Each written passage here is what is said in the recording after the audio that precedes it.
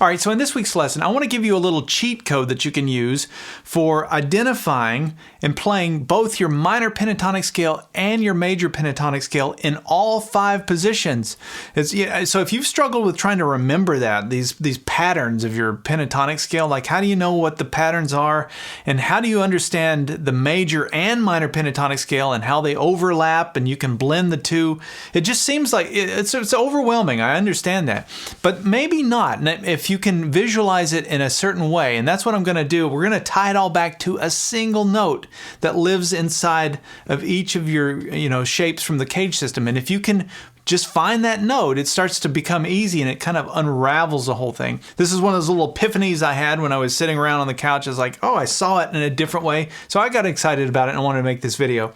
So in this video, we're going to go through all the lesson material. I do have a little PDF cheat sheet that you can download, a little downloadable file. You can get that by going to activemelody.com and doing a search for ML135. And in that cheat sheet, it's going to have everything we're going to talk about. It's going to be a visual sort of pattern guide. Okay, so I'm going to try and be brief on this and we'll get right to the point here. So we're going to start off with a G chord that I'm playing right here using the E shape. Now when I play this chord, where I've got my bar, my index finger, on that 3rd fret 1st string, that's a G note. Therefore, that's a G major chord. Just connect those two. Okay, G note, play the bar, E shape, now I've got a G chord. Most of you knew that. Now inside of this G chord shape, this little neighborhood that I've created, I have 2 G notes that I want to call out here. I have one here, the one I just called out, and then I have one here on the 5th fret 4th string. So when I'm playing this, where my pinky is on that 5th fret 4th string, that's a G note, and then 1st string is a G note. So I have those 2 G notes. I know there's another one in there. There's this one down here on the 6th string, but I'm not going to talk about that one because I've already identified one that's in the 3rd, on the 3rd fret. And you'll see why I'm sort of setting it up this way as we get into it. So I've got those 2 G notes, right? Now the next thing we're going to do is we're going to find our next shape up. So remember, it's C-A-G-E-D, the cage system.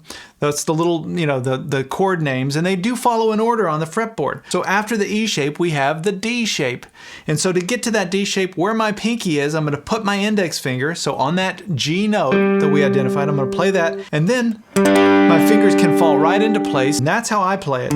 Really just strings 5, 4, 3, and 2. Or you could look at it as strings 4, 3, and 2. I don't include the 1st string just because my fingers can't do that. So it doesn't matter. This isn't about playing the chord as much as it is just being in this position, being in this neighborhood. Once I'm in this neighborhood, I can attach my scales, arpeggios, all that other stuff to it. So inside of this D shape, I have this G note here, and then I've got one up here where my pinky is, the 8th fret 2nd string. So now we've identified several G notes. Let's just recap. We have, in this we have 2, right? In this shape we have 2. So now let's get to the next shape in the cage system. So after D, C-A-G-E-D, it just repeats back to C. So we're going to go up here to the C shape. And to play that, I'm going to put my middle finger down now, and you'll see why I'm using my middle finger, not my index finger. For this, only for this one shape, we have to kind of change our positioning of our fingers. So my middle finger hits that 8th fret 2nd string, and then my fingers lay down to play the C shape. If you can't play these shapes, if they're too complicated for your fingers, that's okay. This is about a visual, sort of getting our bearings, but I wanted to play it just so you can see what we're talking about here. So inside of this C shape, I've got 2 G notes, just like we've had in the other shapes. So I've got one where my middle finger is, which we've already talked about, and then where my pinky is, on this 10th fret 5th string, I've got a G note down here. Okay, so where my pinky is, we're going to put my index finger. See how this just sort of all flows together? And then I'm going to bar. I use my pinky for this. Some people use their ring finger. But I'm going to make the next shape, and that's the A shape. So inside of this G chord, using the A shape, I have 2 G notes. I have one here on the 5th string, which I've already talked about. The other one is up here on the 12th fret 3rd string, which is also my open. So remember, your 12th fret is just a full octave off of your open string. So my open G string, or 3rd string, is also a G note. We're not going to talk about that. So now we've covered the E shape, the D shape, the C shape, and the A shape. And if I put my index finger where my pinky is, and play that G note, and then put my pinky all the way up here on the 15th fret first string, and I'm doing a little bar here on that 12th fret. I'm playing the top part of the G shape. And that's kind of how I think of the G shape. I think of two sections, sort of the bottom piece and the top piece. I don't try and do it all at once. It's just not necessary. And you can see there's 2 G notes in this. Actually, there's 3 G notes in this, because on this 15th fret, you've got a G note there and then one down here on the 6th string. Same as here, because we've just now repeated. When you're on the 15th fret, it's the same as your 3rd fret, right? Hopefully you can see that. So now we've gone full cycle through the cage system in terms of chord shapes, and I showed you how they all flowed together. Just remember, your C shape was the only one where you used your middle finger, not your index finger. And the reason for that is because of the tuning of the guitar. That B string, the 2nd string, is tuned down a half step, and it kind of throws everything off, so everything kind of shifts. You'll see that again as we get into the pentatonic thing. Okay. So that's just our setup.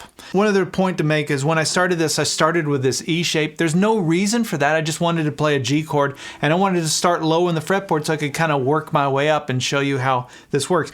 But you could start with any of the shapes. It doesn't have to be the C shape that you start with. I'm only saying that because I've had that question before. All right, so now this is where it gets cool. Let's go back to our G chord using the E shape, and let's look at this G note here, the first one we talked about. So from here, I want you to play a note that's 2 frets higher than that note, and then go back to the root note. So that's a G, you go up 2 frets, that's an A, and then back to the G. So that would be your 1, and that's your 2 out of your major scale, the 1st and 2nd note of your major scale. I want you to just listen to those 2 notes, just those 2 notes. How do those notes sound? If you were to describe that, I know that's not much to go on, but sounds pretty happy. If you were to give it a mood, it doesn't sound sad. It sounds optimistic. It doesn't sound sad to me. Now, let's look at the root note and then a note that's 3 frets higher. Now listen to the difference in sound. That changed the whole game. So this is happy, but this sounds a lot more serious to me. Maybe not like super sad, but it's a little more bluesy. If I were to put a blues label on one of these 2, it would definitely go in this one. So this is bluesy, this is happy. Now what we're doing here is from this one note is we're setting up our minor pentatonic scale by playing that, the note that's 3 frets higher, and our major pentatonic scale by playing the note that's 2 frets higher. And this works with every one of those G notes that I played across the fretboard. So check this out. So here's the other G note in this shape, right? 5th fret 4th string. Look at this. Happy, sad. Let's go to the 2nd string. This one here, that was in our C shape. Happy, sad. Let's come up here to the 3rd string. And we got happy, sad. So anyway, you can see it's the same thing, even on the 6th string. 5th string. That same little idea works across every G note. All right, so I know we haven't done anything exciting yet, but it's coming, so just stick with me. So let's go back to our starting G note, right? So we have our major, minor. Let's look at the string below it. And by below it, I mean pitch, not where it's at in the room. So the string below it, let's do the same thing on the 2nd string. So we'll play this note, and we'll play, we'll go between the 3rd fret and the 5th fret for that major sort of happy sound, and we'll go between the 3rd fret and the 6th fret for that minor sound. It's exactly the same as what we did on the 1st string. It mirrors it. So, and what we're doing here is these 2 notes are in my G major pentatonic scale, just like the one above it. And these 2 notes are in my G minor pentatonic scale, just like the string above it. So, E shape, I've got my G major sound with this little box here. It makes a little box to play your major pentatonic scale, those 4 notes of it. I know that's not all 5, but it's 4. And then your minor pentatonic, you've got another box, but it's a little wider. It's more rectangular, I guess. So that's more of a sad bluesy sound versus right? And both of those are inside of this E shape. This is true across all the G notes that we've looked at with, well, there's one exception. We're gonna have to make a tweak, which I'll get to. But check this out. Let's go to the next one. Let's go to this G here on the 5th fret 4th string. Major, minor. And then the one up here on the 5th string. There's major, minor. The one that we have to make the tweak on, which I'm sure you've probably already maybe thought about this, would be this one here on the 8th fret 2nd string, because it's the B string. And that B string is tuned down a half step. So check it out. There's my major. Now I can't just come down like I did before. So I'm gonna have to offset the note on the string below it, like this. So it's just offset, everything is shifted down 1 fret. It's not a big deal. Your fingers can work that out pretty quickly once you get your muscle memory kicking in. So that's major. Let's do minor. So that's pretty easy to do, like technically, there's nothing difficult. And then let's see, we got the one up here, major, and then minor. Okay, let's go back to our starting point. Let me mention one thing that I forgot to say. So root note, there's your 2nd interval, right? This one is the flat 3. So that's why it's got that bluesy kind of sound. So you have your root and your 2, and then root and the flat 3. And then on the 2nd string, that's your 5th, and there's your 6th, and then there's your 5th against the flat 7. So I just wanted to point out sort of the intervals and where those notes lie. It doesn't matter, they're just labels, but what really matters is the sound of it. But I did want to mention that for those of you that are wondering. So with that flat 3, I could always slide it up to the 3, right? And any one of those. And just like you could do down here. But anyway, let's I don't want to digress too much. Now, I don't want you to think of these in silos. So yes, that's minor pentatonic. Yes, that's major pentatonic. But where the magic starts to happen when you're playing the blues is when you start to blend them. And let me just demonstrate that without a jam track, just starting to blend the major and minor.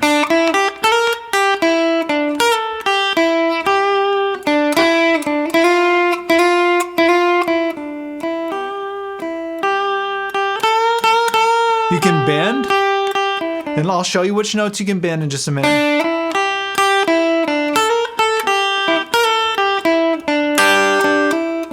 So what I'm doing there is I'm going between the minor, the major, sliding into the flat 7 from the major. I mean, it's all right there. It's all stuff that you already know, and you know how to find it, not just in this spot, you know how to find it across the fretboard now. So you could do it here.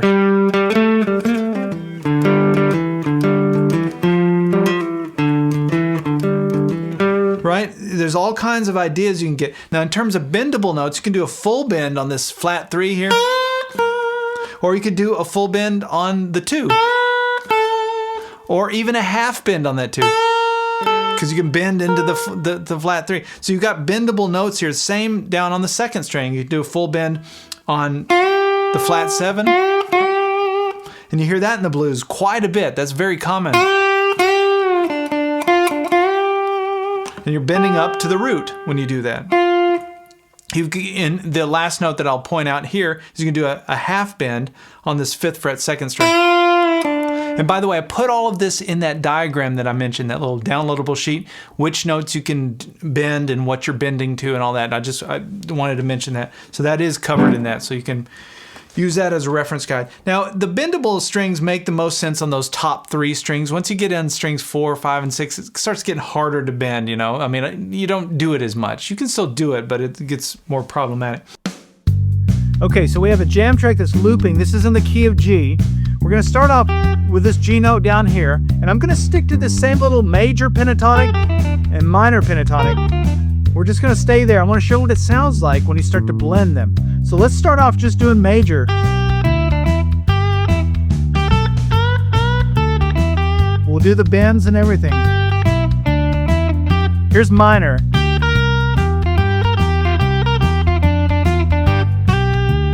We'll go back to major.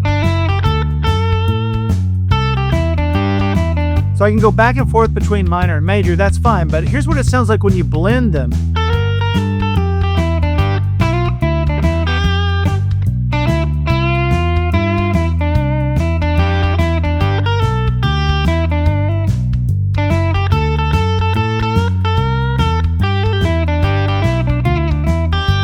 So we can go to any of these G notes now and do this. Let's come up here to this one. You can do something like this.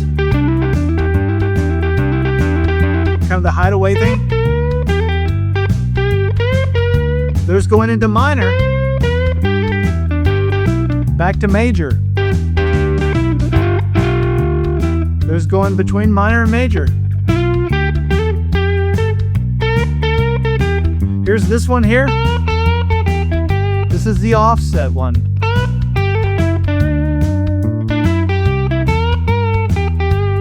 So you can start to see how it sounds when you blend the two. All right, so now let's tie this all together into the full pattern of your minor and the full pattern of your major pentatonic scale off of these chord shapes. So let's go back to our starting point. We have this, right? We know that now, that major pentatonic scale little box off of this E shape. Now you know that. Well, here's what's cool. If you've struggled with your pentatonic scales, like your major pentatonic scale, I look at this as a good hint to being able to play the rest of the pattern. That's how I use it. So like if I can just find that root note, and I know on my first string, if that's my root note, and I've got that major sound here, and I can then fill in the rest of the blank. It's like a little cheat code or like a hint, like, okay, you've got these notes, can you finish the rest of the pattern? Oh yeah.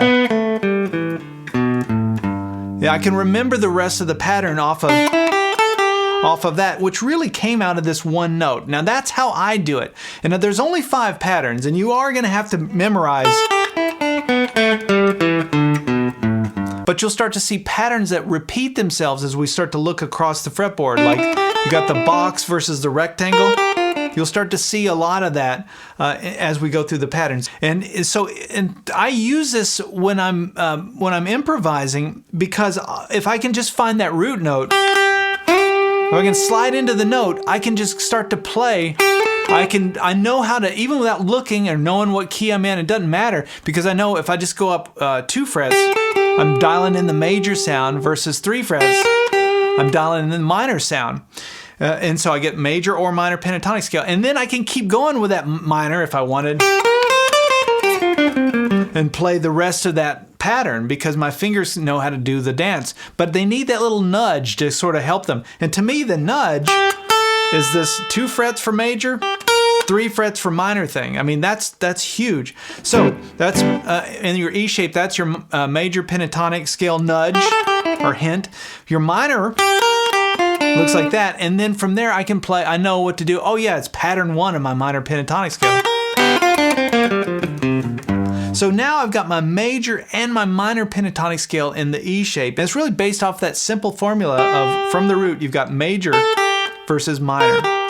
And so if we go to the D shape, try this, by the way. Pause the video and just kind of work it, kind of quiz yourself. If you're somewhat familiar with your major and minor pentatonic scale patterns, but you just kind of can't remember how they connect to the chords. So now if I'm in my D shape and I've got my little major pentatonic box, if I know my box is right there, where I'm starting it on the 4th string, I know then I've got these 2 notes down on the 6th string, and I know how to fill in the rest of that pattern based off where this box lives in the string set. So if that little box lives where it starts here in the 4th string, I just know how to fill in the rest of that pattern based on that, which would be major pentatonic scale pattern 3. Same with the minor pentatonic scale. I know if I've got that rectangle shape starting here on the 4th, sort of in that area of the string set,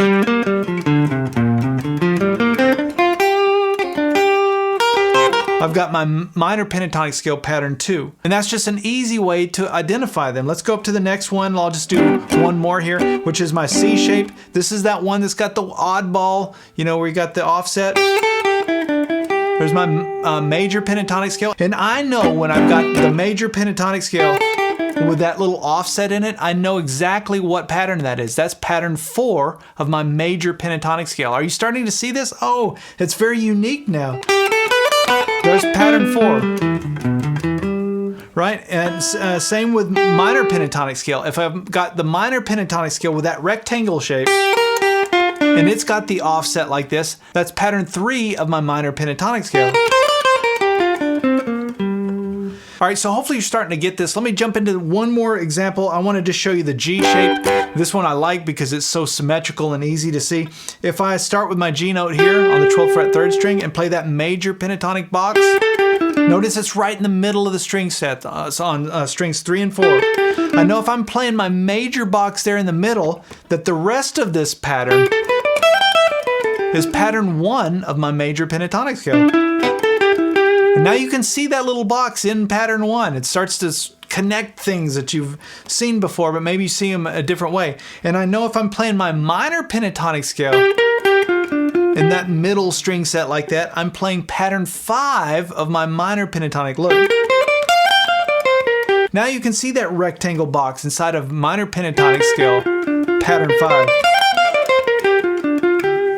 All right, well, hopefully you're starting to get excited about this and starting to see that it's not that difficult. If you can get those 5 shapes of the cage system and you can identify those root notes inside of those shapes, you've got basically what you need to be able to give you that hint at both your major and minor pentatonic scale. And remember, you have access to that downloadable PDF, which is a great little cheat guide that you can print off, that I've got everything sort of visually spelled out in that.